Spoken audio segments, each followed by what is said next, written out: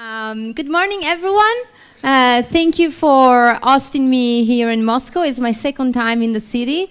I have to say I find it very beautiful, and it's a shame I don't speak Russian, but I made a promise that every time I come, I'm going to learn 2 more words. So this time I learned Dobre Utre. I hope Alia is going to teach me more words next time. So this morning, in the next 15 minutes, I would like to spend some time with you to talk about how can we win the moments that matter with data-driven creatives. All of us in this room are pretty familiar with programmatic, I guess. Those are the few words that I captured from the opening. So in the next 15 minutes, we will see how can we really match programmatic with something that it's a bit underestimated, which is creativity. Now, if we look at the, let me see here, okay. Sorry, I'm having my Microsoft moment. So if we look at programmatic, Jimmy Kimmel, which is a comedy show guy, which, by the way, I discovered this play is also used for comedies, which is amazing, used to say that programmatic is almost the gluten-free of advertising. And when it comes to gluten-free, all of us, we know that is important, but we don't really know why, and we don't really know what it represents. So programmatic is almost this buzzword that everybody's using. Everybody says is doing it, but we don't really know why it's really important for our advertising and for our marketing. Lately, I've been traveling a lot in the Nordics markets, for example, and in the Netherlands, and a new trend has started in these markets called programmatic marketing. So they already went into the next level. But what really means and what really represents is basically, I think I'm doing something wrong here. Okay. What really means is that as marketers and as agency, we have access to data that is increasingly every day and is even more important. So if I try to understand who's in this room today, how many of you comes from media agencies? Okay. How many of you are advertisers and marketers? How many of you are trading desks? Nice. And how many of you are publishers? Nice. And to close, how many of you are creative or production agencies? So creativity is missing from this room, which is already a point to address. So all of you have access to an amount of data that is really big. So what is being known as big data. But what do we do with this data is that programmatic really helps us to capitalize on this data in real time, which basically means that we're now able to reach the right user at the right moment, but with a right message, hopefully. So the impact that you guys can all have to this user is really to show him a message that is relevant for what is he looking for. Clearly, I'm not able to use this clicker today. And I want to tell you a personal story that makes me really worried about what is happening in the digital. So I'm currently preparing for a race. It's called Spartan Race. I don't know if you have it here in Moscow, probably yes. It's basically this running where you have all the obstacles in the mud, like something crazy. So I need to train every day. I take proteins and all those supplements, a very healthy lifestyle. I try not to drink alcohol and all these things. And I'm also mobile addicted. I surf every day, every second, every moment. My fiancé is worried that I'm going to turn myself into a phone. And I bet all of you guys do. So how many of you this morning, for example, checked your phone as soon as you opened your eyes? Okay, I'm not alone, which makes me comfortable. So it's funny that when I surf and when I browse on my phone, lately I've been targeted with fast food messages, cupcakes, and all things that clearly are not representing myself, since my browsing experience lately is all about how to keep an healthy lifestyle. And I watch YouTube channels about how to do burpees and so on. So clearly the web is not listening to the message that I'm leaving. So clearly the advertisers that are marketing me are not using the signals that I'm leaving as traces in my navigation to talk to me in a meaningful way. And so to have an impact when are giving me a message. So if we analyze those signals, we can see, for example, that users leave signals when they search, when they browse a website or a content, when they shop, when they are socializing on Facebook, on Snapchat, on Instagram, and all these tools, or when they are nearby, or when they are basically seeking for advice for the web. So the first question is really, are you collecting those signals? So this is an open question for the people in the room. So by raising your hands, are you today consciously collecting the signals that the users are leaving when they are doing digital activities? Okay, one person is. What about the others? Don't leave me alone. Cool, 2 people, 3. Couple more, fantastic. Thank you for supporting. So for all the others, one interesting step to take when starting to do programmatic advertising, or even if you're a senior programmatic person, the key step to do is to really make sure you are harvesting all those signals and that you can analyze them to really know what about your users. And what about those users? Who they are, what they do, what their plans, and what are their interests. By harvesting all those signals, I can know, for example, which are the people that are interacting with my campaigns. I can know their traits. Are they females? Are they males? But this is something we all know. This is not rocket science. And certainly I didn't flew to Moscow to tell you only about this. We can know if a customer, for example, is surfing from a mobile or from a desktop. But are we really using this information? Are we leveraging the fact that we know if a user is from a mobile versus a desktop to target them with a meaningful message? One thing that really surprises me most of the time is that people, when I meet them, I'm responsible for the creative business for DoubleClick, by the way, for EMEA. And when I'm meeting some clients lately, they're all upset with me. And the reason why is that there is this HTML5 revolution. And they're really upset because they're like, Nadia, now Flash is not supported anymore. We need all to build in HTML5 for mobile. And lately I have this reaction that I said, you know what, I am upset at you as a user. Because when I do my mobile navigation, you are not able to recognize me and showing me something that is working on mobile. Or you could geolocalize me on my mobile phone and showing me the next restaurant in Moscow here and showing me an interesting offer to eat in a fancy place. So are we using this information, mobile versus desktop, really relevant? Or for example, I can know what is the channel that my user is coming from. Is from search, is from social. 2 days ago, for example, I was surfing on Facebook and I saw a very nice advertising of a design company that was having a discount, a 20% discount. And I clicked on the Facebook ad, I went into the website, and I converted buying a product. And Facebook, for example, was very smart because after my conversion, they started retargeting me on their website with additional products that could sell me together with the product that I bought. So really understanding the channel I'm coming from to retargeting me according to my experience.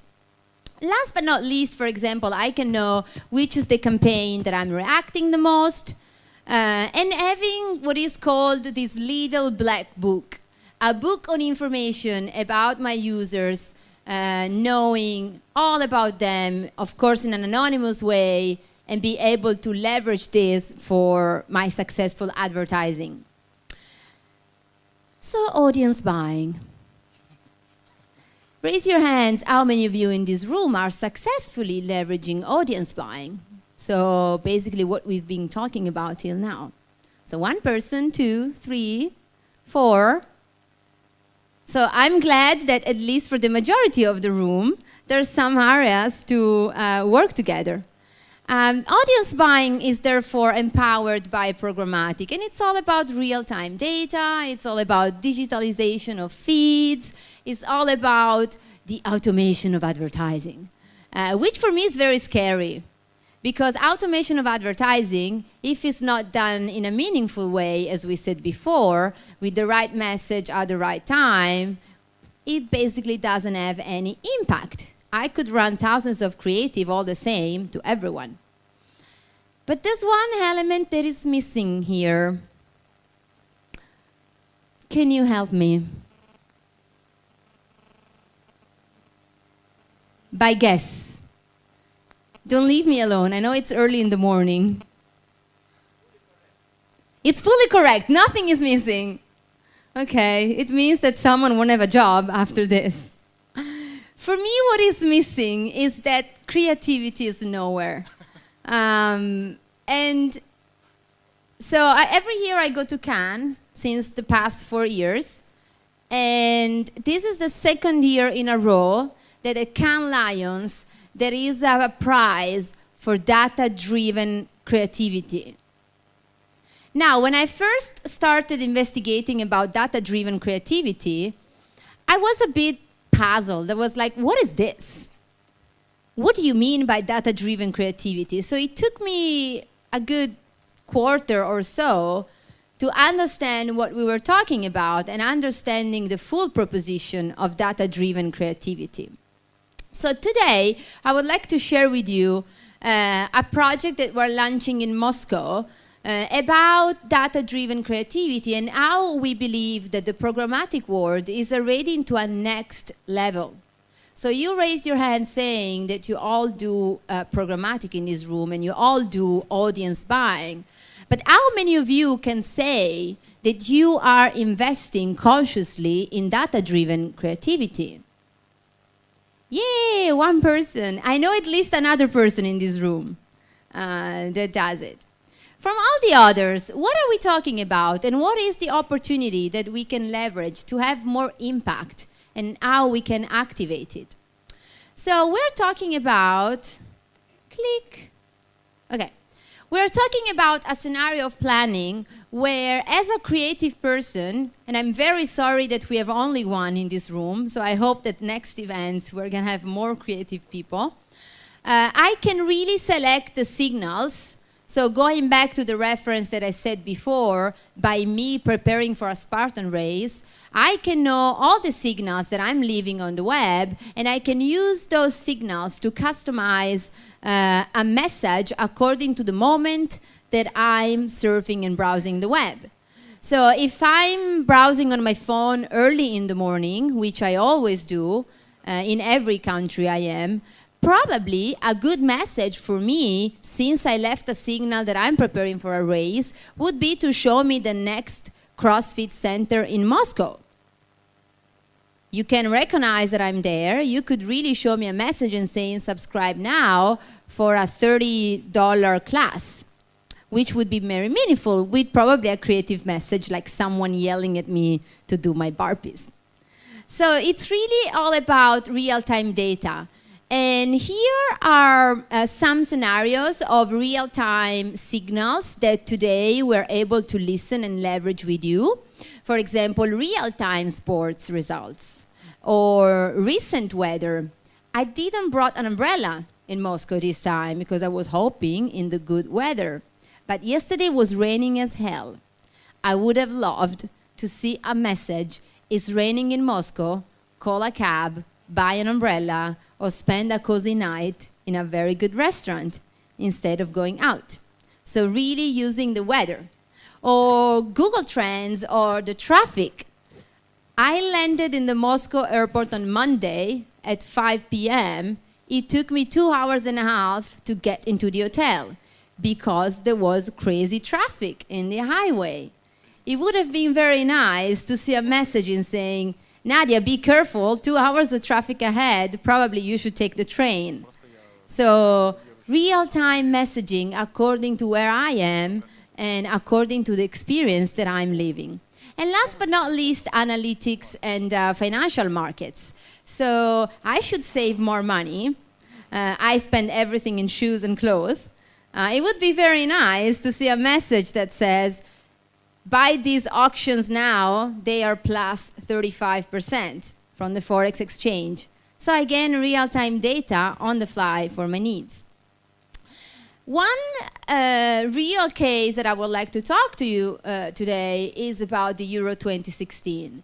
And the reason why I'm doing this is that I don't want you to leave this room and thinking, that was very nice, but what do I do now? So I would like you to leave this room with something tangible that you could activate quickly in your daily life. So we're doing a project at DoubleClick for the Euro 2016. Looks like Russia's playing as well.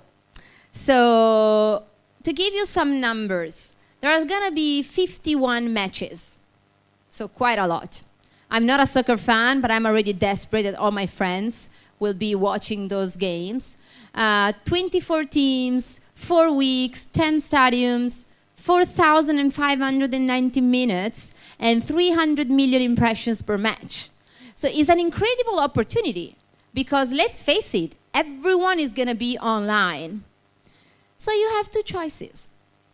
Either you do your traditional programmatic activity, having some ads and pushing them, or you leverage data to really make an impact on those users.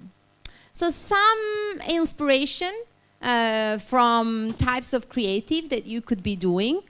So Italy, Spain 2-1, maybe a good time to get in touch again with your Spanish friends. Top up today or buy online today from a telco company. Or get ready for today games, drinks like a soda, kicks like an energy drink. Or from a travel, Spain is beating Italy 3-0, time to fly to Thailand and forget about football. So all of these are really applicable to your cases. There's nothing specific, there's nothing verticalized. It can be applied to any Russian advertiser. Or another example could be England, Russia 4-2, create your meme, da da da da. Hopefully it's going to be the opposite and we have Russia winning. So those are just some idea. We have some customers that are already doing this in other countries. We would love to do more of these campaigns in Russia. This is a case from Volkswagen that launched a campaign in 6 countries with 6 currencies, with several audiences, and they were able to have an 80% CTR and have 85 test drive confirmation with 192 potential customers, potential combination. So the next case that I'm going to show you is a video that I need some help to be played. And it's a case from L'Oreal, which I know is really big in Moscow, for Maybelline. And from the girls in the room, sorry about the boys, but you know lately it's all about the eyebrows. Everyone is selling products to make your fantastic eyebrows. You could spend up to 40 euros to make eyebrows. It's pretty crazy. But Maybelline really took this opportunity and said, how can we make the brows product selling to the next level? And so they brought creativity together with data, and this is what they did in the video.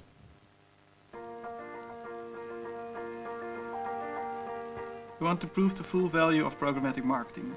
That meant looking at 2 KPIs, increase the cost efficiency and increase consumer engagement and relevancy. For me, a programmatic campaign is a campaign that makes best use of technology. It captures the right type of data and uses that through the whole consumer journey. So we got a lot of insight from the Google search report. People are not just looking for trendy brows or brows I like, but they're really looking for problems that they're having with the brows. We really use this information to create our content based on these insights. So what we did with this brow campaign is look at every stage of the funnel and see how we could activate programmatic for each stage. Step 1 is about awareness. We used a commercial of Maybelline Brow to broadcast this to different audiences.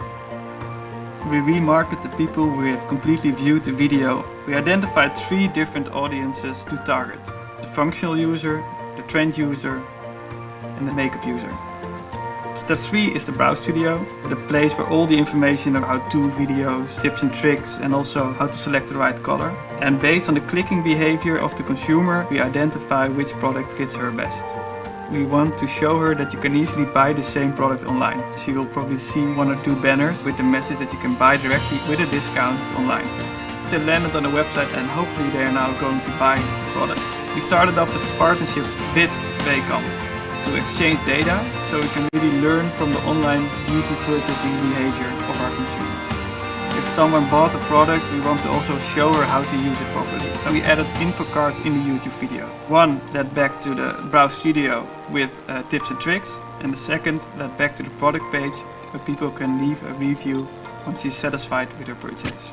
So the great thing about Google and DoubleClick is they have a very integrated technology stack. The support is great as well, so they really help us to build the best campaigns. We should never be afraid to test and to change, because only in that way will you be able to get the best out of the technology. The first results are very optimistic, so we scored above all our benchmarks. This is the future of marketing, so just step into it, select the right partners and go.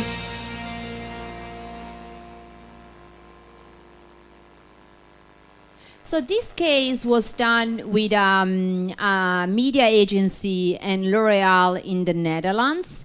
And we basically lined up the marketer, the production company, the creative agency, so the entire team together to bring data-driven campaigns through programmatic to the next level. So next year, I would love to have a video with a Russian customer. So I really hope that you found these little pieces of information useful and interesting for your next activity.